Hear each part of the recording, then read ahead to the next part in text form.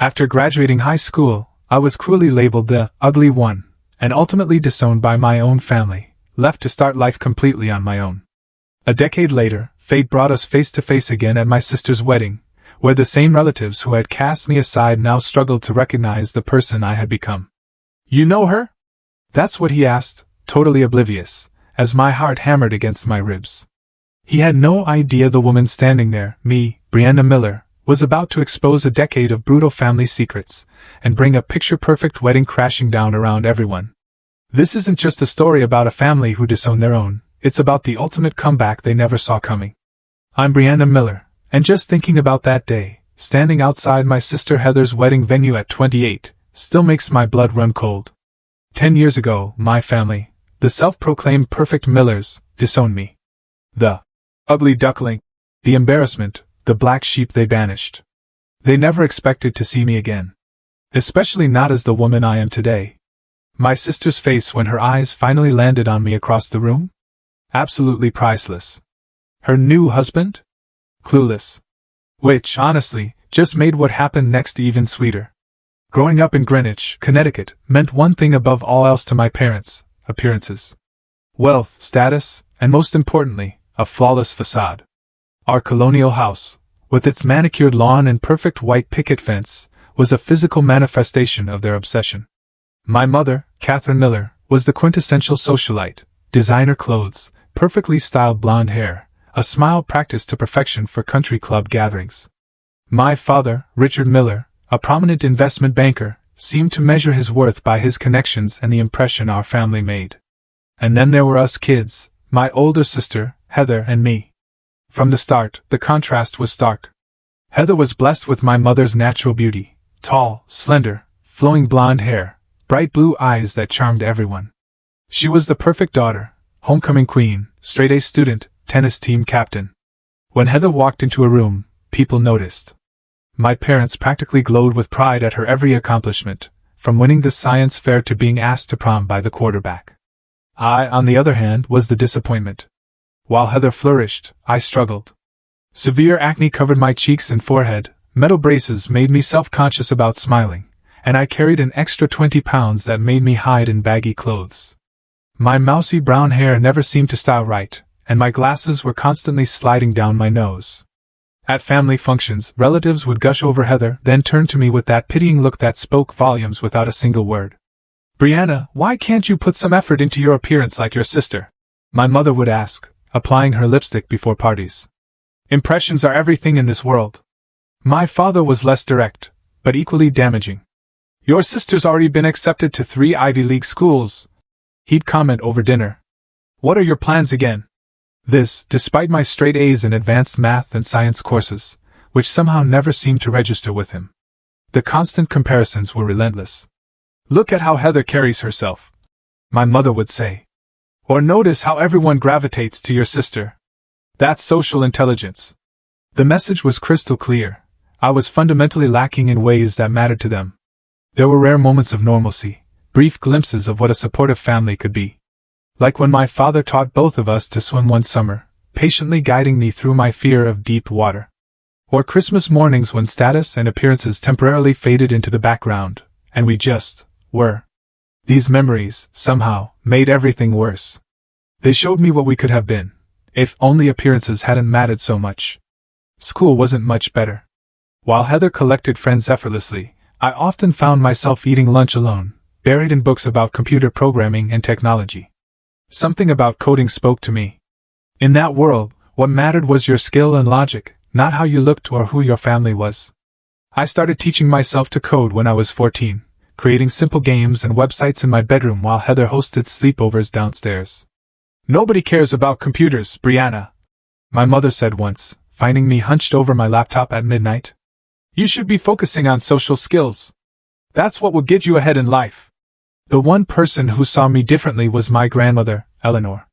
Unlike my parents, Grandma Eleanor valued substance over style. During summer visits to her modest home in Vermont, I could finally breathe.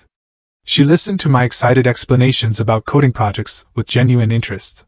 "You have a brilliant mind, Brianna," she told me once, her weathered hand squeezing mine. "Some people won't see it because they're blinded by the surface, But never doubt your worth. Those summers with Grandma Eleanor were like oxygen, sustaining me through the suffocation of life at home. She showed me old photographs of herself as a young woman, not conventionally beautiful, but with a fierce intelligence in her eyes. Beauty fades, she'd say. But brilliance only grows stronger with time. I clung to those words during family dinners, when conversation revolved around Heather's latest achievement or beauty tip, my presence barely acknowledged. I retreated further into my world of coding, finding solace in a place where I could create something valuable, regardless of my appearance. Little did I know then how prophetic my grandmother's words would be, or how drastically my life was about to change. High school was where the contrast between Heather and me became a canyon too wide to cross. While she floated through the hallways surrounded by admirers, I became invisible. Or worse, a target. Ridgeview High operated on the same currency as my home, appearances and social status. I had neither. My junior year, the bullying escalated from whispers to outright cruelty. A group of girls, led by Heather's friend Amanda, started a Brianna Watch social media account, posting unflattering photos of me with brutal captions. The worst part wasn't the strangers who laughed. It was seeing my sister's username in the list of followers. "It's just a joke, Brianna," Heather said when I confronted her, rolling her eyes. "You're so sensitive about everything. Maybe if you made an effort with your appearance, people would treat you differently." Her words echoed our mother's perfectly. I wondered if she even realized it. The pinnacle of humiliation came during Heather's graduation party. My parents had transformed our backyard into a magazine-worthy celebration space, with fairy lights, catered food, and even a small band. Everyone who mattered in Greenwich was there to celebrate the Golden Daughter's achievement. I had spent hours getting ready, attempting to tame my frizzy hair and cover my acne with makeup. I'd even bought a new dress, navy blue with small white flowers, that I thought looked nice on me. For once, I wanted to feel like I belonged in my own home.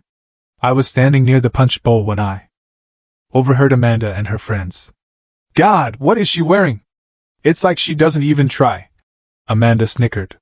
"Imagine having to bring her to college visits," another girl said. "I'd die if people thought we were related." Then came Heather's voice, slightly lower but unmistakable. "You guys stop. It's not her fault she got the bad genes." They all erupted in laughter, not noticing I was just feet away. The punch cup shook in my hand as tears threatened to spill. But the worst came next. My mother walked up to their circle, catching the tail end of their conversation. Instead of defending me, she smiled tightly and said, "Heather, sweetheart, the Andersons just arrived. Come say hello." Not a word about their cruelty. Not even an acknowledgement that I existed. I retreated to my bedroom and cried until my eyes were swollen. That night crystallized everything. I would never be good enough for this family, as I was. Despite the emotional turmoil, I threw myself into academics with renewed fervor.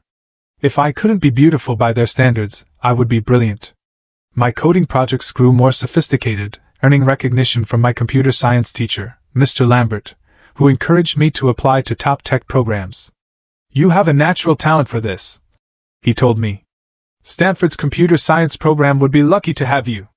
When the acceptance letter from Stanford arrived, complete with a partial scholarship, I was ecstatic. For once, I had achieved something even Heather hadn't. She had settled for Yale, my father's alma mater.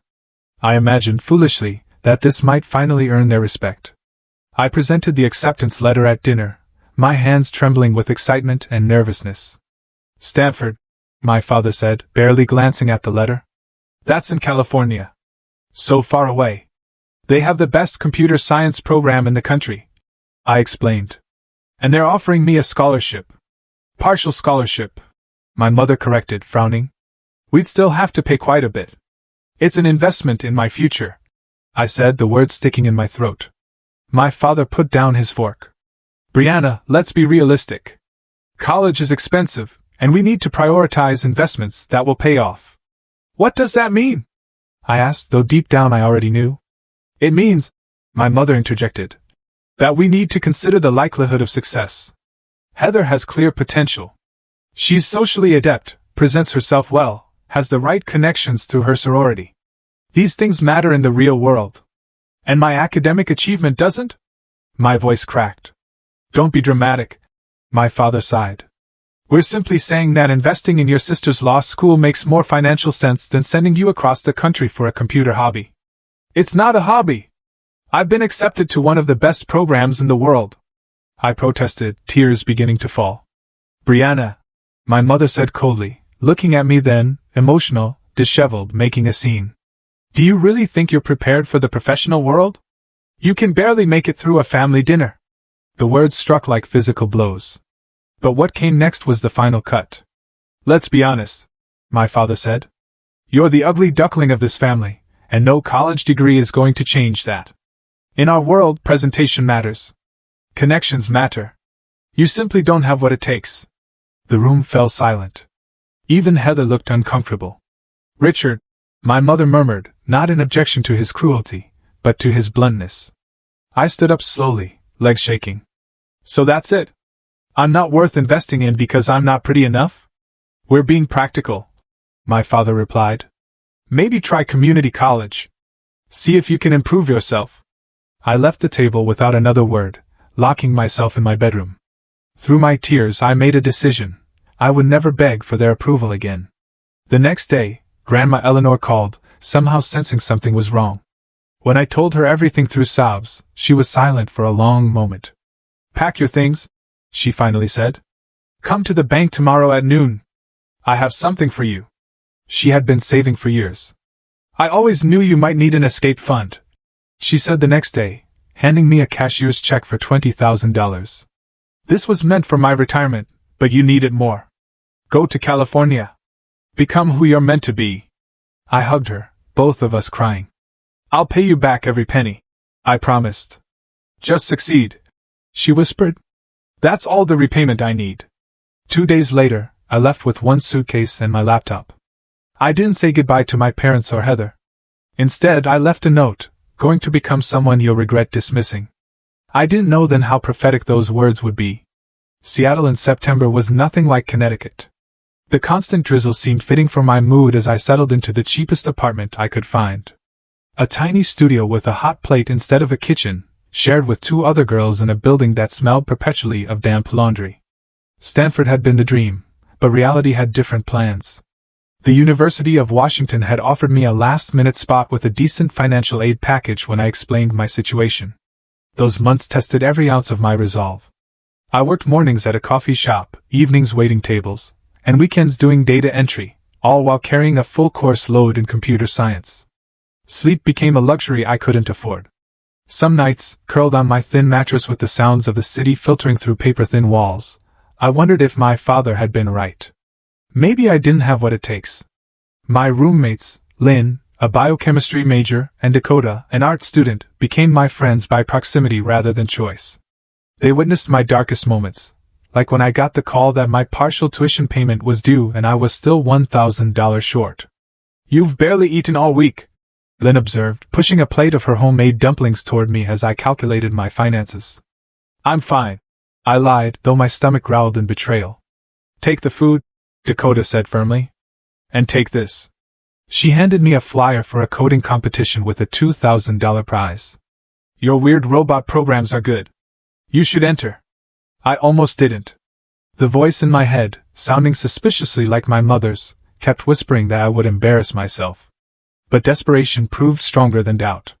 The competition required creating an algorithm for optimizing urban traffic flow. I worked on it for 72 straight hours, fueled by vending machine coffee and sheer determination.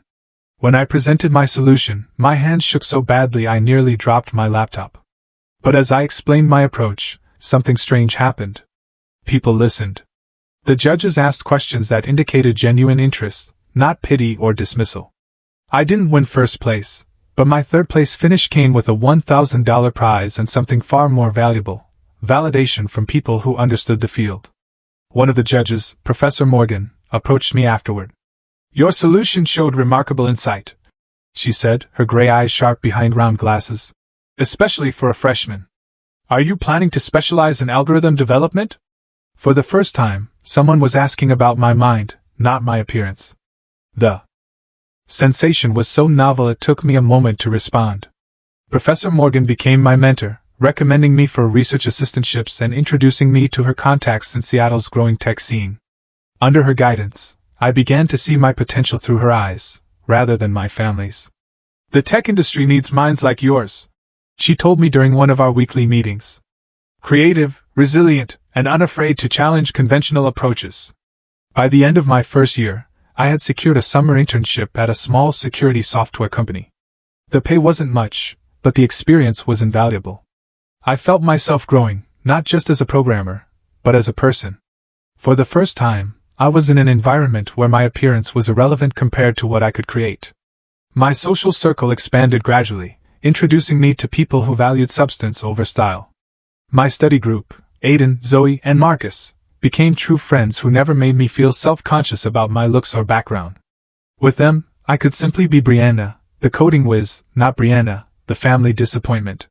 You think differently than anyone I've ever met, Aiden told me once as we tackled a particularly challenging assignment. It's like your brain finds pathways the rest of us don't even see. Physical changes came slowly, almost without my noticing. The constant stress that had exacerbated my acne began to ease as I found my place. Walking everywhere because I couldn't afford bus fare toned my body naturally. One day, Dakota insisted on cutting my hair, transforming my unruly mane into a stylish bob that actually suited my face shape. See? She said, spinning me toward the mirror. You were hiding behind all that hair. I barely recognized myself, not because I had suddenly become beautiful by conventional standards, but because confidence had begun to illuminate my features from within. During my junior year, I met Jordan at a hackathon. Tall, with kind brown eyes and a quick laugh. He was the person who made my heart race for reasons that had nothing to do with anxiety. Our relationship developed slowly, built on mutual respect and shared interests. I like how your mind works, he told me on our first date, tucking a strand of hair behind my ear with a gentleness that made me shiver. You see solutions where others see obstacles. The first time we kissed, standing on the rooftop of his apartment building with Seattle's skyline glittering around us, I felt a healing I hadn't known I needed. Here was someone who saw me, really saw me, and liked what he saw. My graduation came with highest honors and multiple job offers. Professor Morgan beamed like a proud parent as I crossed the stage. My roommates cheered loudly enough to make up for the absence of family. I had done it. Transformed from the girl who wasn't worth investing in, into a woman with a future bright enough to require sunglasses, as Dakota joked. The only shadow on this new life was news from my grandmother's neighbor. Eleanor had passed away peacefully in her sleep. The woman who had believed in me when no one else did hadn't lived to see my success. I cried for days, grief mixing with guilt that I hadn't visited more often. She knew. Jordan comforted me. People who love us that way always know. What stung almost as much as her loss was discovering that no one in my family had thought to contact me. I learned of her death through a Facebook message from her neighbor, not from my parents or sister. The final proof, if I needed it, that I had been truly erased from the family narrative. As I stood in my cap and gown, diploma in hand, I made a silent promise to my grandmother. Her investment in me would continue to grow. This was just the beginning. My career began at Vertex Security, a mid-sized cybersecurity firm in Seattle. I started as a junior developer, one small cog in a large machine. But I was determined to make an impact. The tech industry, I quickly discovered, could be as appearance-focused as Greenwich society, just with different metrics. Here, women were often judged not by their beauty, but by whether they fit the programmer stereotype. My gender made me an outlier. My innovative thinking made me a threat to some. Your approach is interesting, but unnecessarily complex, a senior developer named Greg commented during my code review. Despite my solution being more efficient than the standard approach, it became a pattern. My ideas dismissed, my contributions minimized. Instead of retreating, I channeled my grandmother's resilience. I documented everything, built flawless test cases, and let results speak for themselves. 6 months in, I identified a critical vulnerability in our flagship product during an internal security audit. This could potentially expose client data, I explained in the team meeting, presenting my findings methodically. I've developed a patch that addresses it without compromising performance. The room fell silent. The CTO, Rachel Chen, studied me with newfound interest. Implement it, she said simply. And I want you on the security audit team moving forward. That moment marked a turning point. Under Rachel's mentorship, I flourished. She taught me not just technical skills, but how to navigate corporate politics, lessons my family's social training could never have provided. In this industry, you'll always face resistance, she told me over coffee one morning. Some because you're young, some because you're a woman. Your job isn't to make them comfortable. It's to be so good they can't ignore you. By my second year, I was leading a small team developing new security protocols. By my third, I had been promoted twice and earned a reputation as a rising star in Seattle's tech community. My salary had increased enough to afford a comfortable apartment with a view of Puget Sound, a far cry from my cramped studio. Then came the breakthrough that would change everything. While working on a client's ransomware recovery, I identified patterns that led me to develop a new algorithm for predictive threat detection. What began as a specific solution evolved into a revolutionary approach to cybersecurity, one that could identify potential attacks before traditional systems even recognized the threat. This isn't just an improvement, Rachel said after reviewing my work. This is a paradigm shift. Vertex wanted to integrate my algorithm into their existing products, offering me a bonus and a promotion. But something in me, the same instinct that had propelled me out of Connecticut, knew this was bigger than one company's product line. With Rachel's reluctant blessing and Jordan's enthusiastic support, I took the biggest risk of my life. I left Vertex to found Sentinel Shield, my own cybersecurity startup, built around my predictive security framework. The early days were terrifying. My savings depleted by legal fees and initial development costs, my dining table serving as both office and meeting space. Jordan, now working as a UX designer, contributed countless hours helping design the user interface. My former roommate Lynn introduced me to her cousin, a venture capitalist who specialized in tech startups. Aiden and Marcus, from my study group, joined as my first employees, working for equity when I couldn't yet afford competitive salaries. We believe in what you're building, Marcus told me when I expressed guilt about the arrangement. And in who's building it. Our first major client came through Professor Morgan's network, a financial services company tired of reactive security measures. Their adoption of our platform led to others, each success building our reputation. Within 18 months, Sentinel Shield had grown from a concept to a company with 20 employees and a real office. Tech publications began to take notice. Sentinel Securities, How Brianna Miller is Revolutionizing Cyber Defense. Read the headline of an industry magazine feature. The article included a professional photograph of me, looking confident in a blazer, standing before a wall of monitors, a far cry from the insecure girl my family had dismissed. The morning the article was published, I received an email from a distant cousin. Saw your feature in Tech Innovators. Is that really you? Everyone here is talking about it. Everyone. The word hung in my mind. Did that include my parents, who had deemed me unworthy of investment? My sister, who had stood by silently during my rejection? The cousin didn't say, and I didn't ask. Instead, I channeled my energy into growing Sentinel Shield. Our first round of funding valued the company at $40 million, a figure that still seemed surreal to me.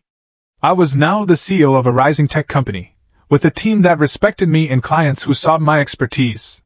Personal growth paralleled my professional success. Therapy helped me process the trauma of my family's rejection. You've built yourself from the ground up, my doctor observed during one session. But there's still a part of you waiting for their approval. She was right. Despite everything, some childish part of me still craved validation from the people who had hurt me most deeply. It was my most closely guarded vulnerability, one I admitted only to Jordan and Dr. Bailey. Jordan had become my rock. His steadfast support never wavering, even during Sentinel Shield's most stressful periods. Our relationship deepened into something I'd never thought possible for someone like me, unconditional love, based on who I truly was. Marry me. He proposed on a rainy Seattle evening, kneeling in our living room with a simple sapphire ring. Be my partner in everything, the way I want to be yours. I said yes through happy tears, the band sliding perfectly onto my finger. For the first time, I felt like I belonged somewhere completely. Life settled into a fulfilling rhythm of work I loved and relationships that nourished me.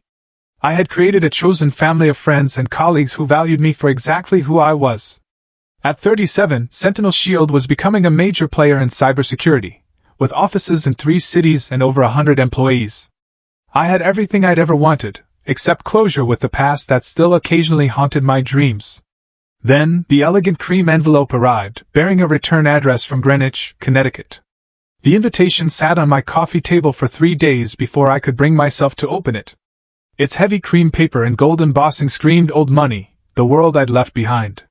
Finally, on a rainy Sunday morning, with Jordan beside me for moral support, I slid my finger under the seal. Together with their families, Heather L. Miller and Andrew James Thornton III request the honor of your presence at their marriage ceremony. My sister was getting married, and somehow, after 10 years of silence, I had made the guest list. Are you okay? Jordan asked, his hand warm on my shoulder as I stared at the elaborate calligraphy. I don't know, I answered honestly. The invitation felt like a surreal connection to a life I'd almost convinced myself had been a bad dream. Why now, after all this time? That question haunted me through the following days. I carried the invitation to my next therapy session with Dr. Bailey, placing it on the small table between us like evidence in a trial. What does it mean to you that they've reached out now? She asked, her calm voice centering me as always. That's just it. I don't know if they're actually reaching out, or if this is some sort of obligation. Maybe the groom's family insisted on inviting all relatives. I ran my fingers through my hair, a gesture that had become my tell for deep anxiety. Or maybe they've heard about my success, and suddenly I'm worth acknowledging. Dr. Bailey leaned forward slightly. What would it mean to you to attend? I hadn't allowed myself to fully consider that possibility. Closure, maybe? Or reopening old wounds? I honestly can't decide which is more likely. We spent the hour examining my options from every angle. By the end, I still hadn't made a decision, but I had clarity about what factors should guide it. Remember, Dr. Bailey said as our session concluded, attending or not attending are both valid choices. The important thing is that you make the decision from a place of strength, not from that wounded 18-year-old's perspective. Jordan, as always, offered his unconditional support. Whatever you decide, I'm with you. He promised over dinner that night. If you want to go, I'll be by your side. If you want to ignore it completely, I'll help you burn the invitation in dramatic fashion. That made me laugh, easing some of the tension that had knotted in my chest. I think I need to talk to someone else about this. The next morning, I called Megan and James, the friends who had become my chosen siblings over the years. They arrived at my apartment that evening with wine and fierce protectiveness. Absolutely not. Megan declared immediately. These people threw you away. They don't deserve your presence at their perfect little society wedding. James was more measured. What do you want, Bree? Not what you think you should want, or what would make the best statement, but deep down, what feels right to you? His question cut through the noise in my head. I want to stop wondering. I want to look them in the eyes as the person I've become. Not for their validation, but for my own sense of completion. Then go, he said simply. But go on your terms. My curiosity got the better of me that night. After Megan and James left, I found myself searching online for information about Heather's fiancé. Andrew James Thornton III, as it turned out, was heir to Thornton Technologies, one of the largest data management firms on the East Coast. His father sat on the boards of multiple tech companies. The connection to my industry couldn't be coincidental. Do you think that's why they invited me? I asked Jordan as we lay in bed, my laptop illuminating our faces with Andrew's LinkedIn profile. Because of potential business connections? Jordan considered this. It's possible, but does the reason really matter? You'd be going for yourself, not for them. He was right, as usual. The why behind the invitation was less important than what attending might do for my own healing. Still, I hesitated. The thought of facing my parents after all this time sent waves of anxiety through me. I could almost hear my mother's critical voice, see my father's dismissive glance. Would they act like nothing had happened? Would they try to take credit for my success? Or worse, would they still see only the awkward, unattractive daughter they'd written off? The RSVP deadline loomed closer. I drafted and deleted a dozen responses, unable to commit either way. Then, 2 weeks before the final RSVP date, a message appeared in my professional email, the one listed on Sentinel Shield's website, not my personal contact. Brianna, I hope this reaches you. It's Heather. Please come to my wedding. There's so much I want to say to you. Call me if you're willing to talk before then. Her phone number followed. No explanation for 10 years of silence. No acknowledgement of what had happened. Just a request. Or was it a demand for my presence? I took the email to my next session with Dr. Bailey. What strikes you most about her message? She asked after reading it. That she contacted me through my company email, not even trying my personal accounts, I said immediately. And that there's no apology, or even recognition that reaching out after a decade of silence might require some explanation. Dr. Bailey nodded. Those observations tell you something important. What boundaries would you need to set if you decide to attend? That question became my guide. Over the next week, I crafted a mental framework of boundaries. What I would and wouldn't accept, how I would respond to potential scenarios, when I would leave if necessary. Jordan and I role-played possible interactions. Brianna, you look different, he said, mimicking what might be my mother's backhanded compliment. Thank you. I practiced responding with serene confidence. Life in Seattle agrees with me. By the time I finally checked, will attend, on the RSVP card, I felt prepared. Not for a happy family reunion, but for a controlled encounter on my terms. I added +1, next to my name, drawing strength from knowing Jordan would be with me. I chose not to call Heather before the wedding. Whatever she wanted to say could be said in person. I would give her that opportunity, but I wouldn't make it easy. As the wedding date approached, I prepared meticulously, selecting a dress that made me feel powerful, a deep emerald silk that complemented my now confident posture and the highlights in my styled hair. The woman in the mirror bore little resemblance to the girl who had fled Connecticut a decade earlier. The night before our flight to New York, Jordan found me standing on our balcony, staring at Seattle's skyline. Thoughts? He asked, wrapping his arms around me from behind. No, I said, leaning into his embrace. Just reminding myself who I am now. CEO. Innovator. Loved. Whatever happens tomorrow, they can't take any of that away from me. No, he agreed, kissing my temple. They absolutely cannot. As our plane took off the next morning, I felt a strange sense of peace. I was no longer running away from Greenwich. I was choosing to return, on my own terms, as the woman I had become despite them, not because of them. Whatever awaited me at the Westbrook Country Club, I was finally ready to face it. The Westbrook Country Club hadn't changed in the decades since I'd last seen it. Still the epitome of old-money New England, with its manicured grounds and colonial architecture. As our taxi pulled up to the entrance, I felt a surge of something. Not dread. Not even fear. Just a calm readiness to step into a venue where I happened to have history. Ready? Jordan squeezed my hand, his steady presence anchoring me. As I'll ever be, I replied, smoothing the emerald silk of my carefully chosen dress. The ceremony wasn't scheduled until 4 o'clock, but we'd arrived early for the pre-wedding gathering, my choice, to face my family in a more casual setting. We followed the elegant signs directing guests to the garden terrace, where waiters circulated with champagne and hors d'oeuvres. The scene was exactly what I'd expected, Connecticut's elite in summer finery, air kisses exchanged between women with perfect highlights, men in linen blazers discussing the stock market. It was like stepping into a time capsule of my former life. What I hadn't anticipated was that no one would recognize me. Are you friends of Andrew or Heather? Asked an elderly woman I distinctly remembered as my mother's bridge partner, Mrs. Ellison. Family, actually, I replied with a smile that revealed nothing of my inner turmoil. Oh, from which side? She pressed, clearly trying to place me among the familiar Connecticut surnames. The Miller side. I'm Brianna. I watched her face, waiting for recognition. Her expression remained politely blank. How lovely. I don't believe Heather has mentioned you. Of course, she hadn't. I'd been erased from the family narrative so completely that even those who had known me since childhood couldn't connect the confident woman before them with the awkward girl they'd dismissed. Jordan and I moved through the gathering, a strange sense of invisibility surrounding us.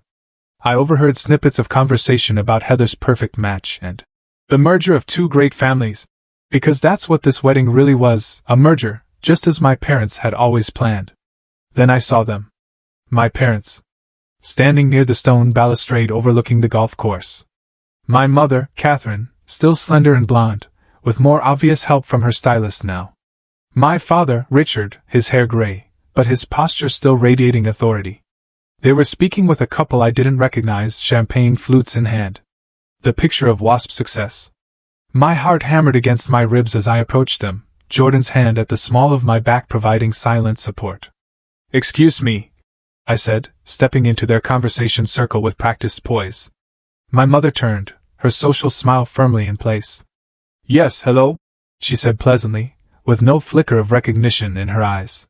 "It's been a long time," I said simply.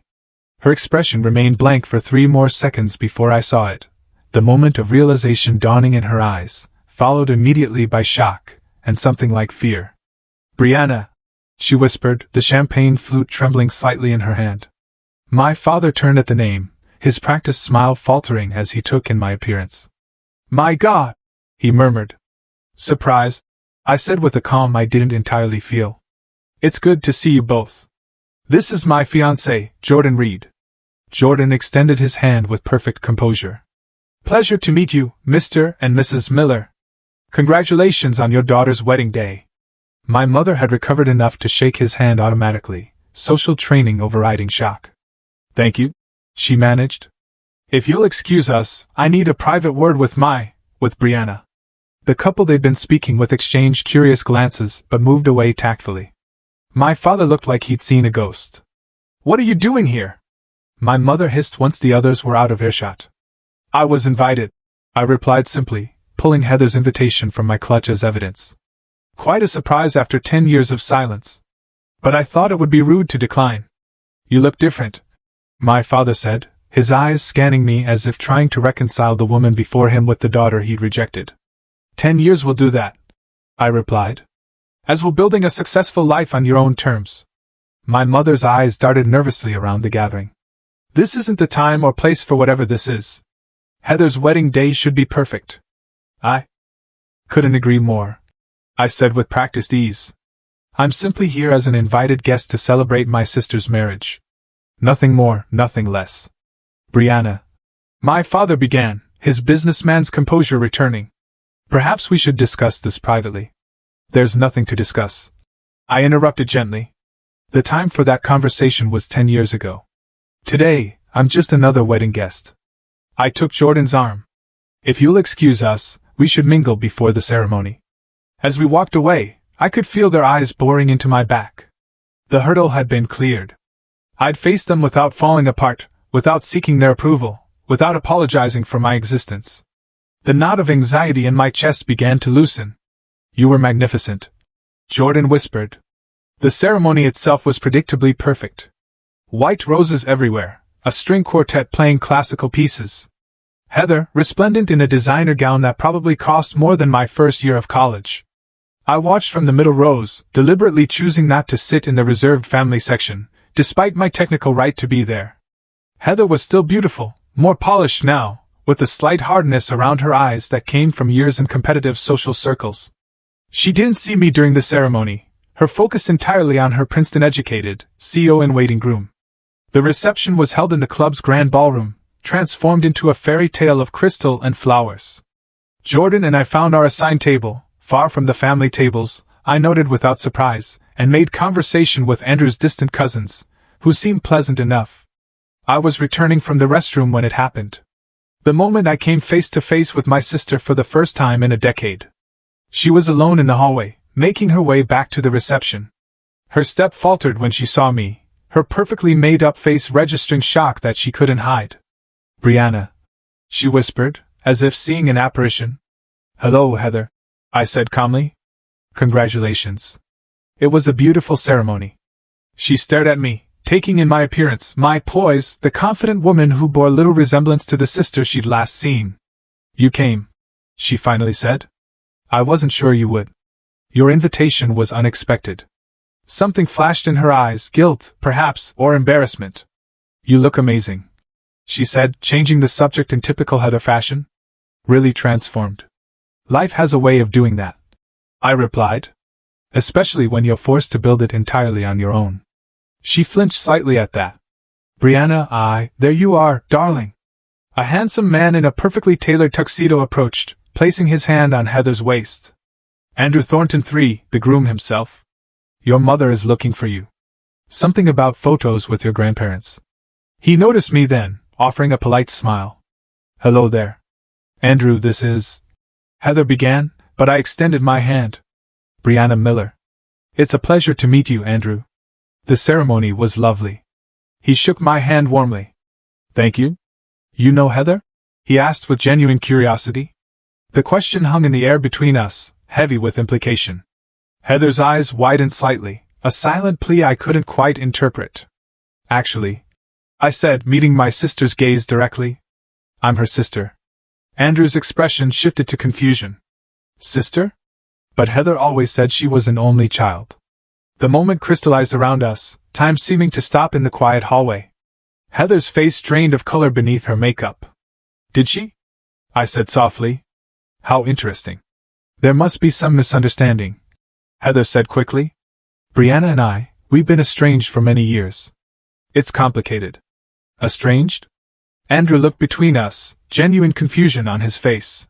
I had no idea. There's a lot you don't know, apparently, I said, keeping my voice gentle despite the anger simmering beneath the surface. But today is your wedding day. This conversation can wait. Andrew, to his credit, seemed genuinely disturbed by this revelation. No. I want to understand. Why didn't you tell me you had a sister, Heather?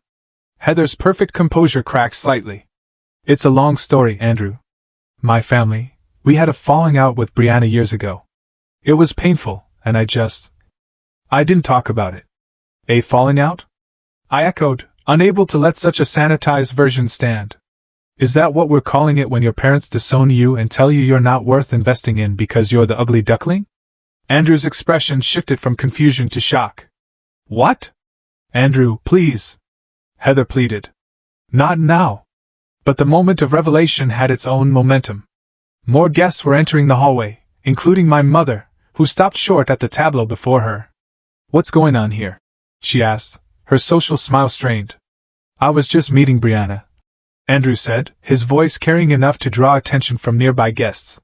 Heather's sister. The one I didn't know existed until this moment. A hush fell over the small crowd that had gathered. My mother's face paled visibly. Perhaps we should discuss this privately, she suggested, reaching for Andrew's arm. I think we should. He agreed. But not in the way she hoped.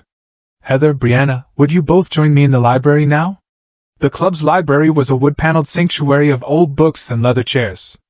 Andrew closed the door behind us, creating an island of tense privacy amid the reception's distant music.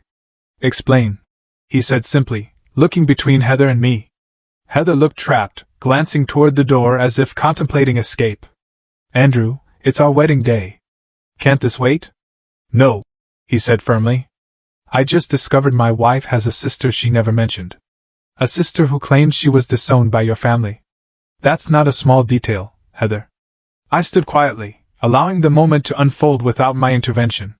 This confrontation wasn't of my making. It wasn't like that. Heather finally said, voice small. Brianna left. She chose to cut ties with us. After being told I wasn't worth investing in. I added calmly. After years of being compared to you and found wanting. After being mocked for my appearance and interests instead of supported. That's not fair. Heather protested. You were always so sensitive about everything. Was I sensitive about overhearing you laugh with your friends about how unfortunate it was to have me as a sister? Was I sensitive about Dad calling me the family's ugly duckling? Or about Mom's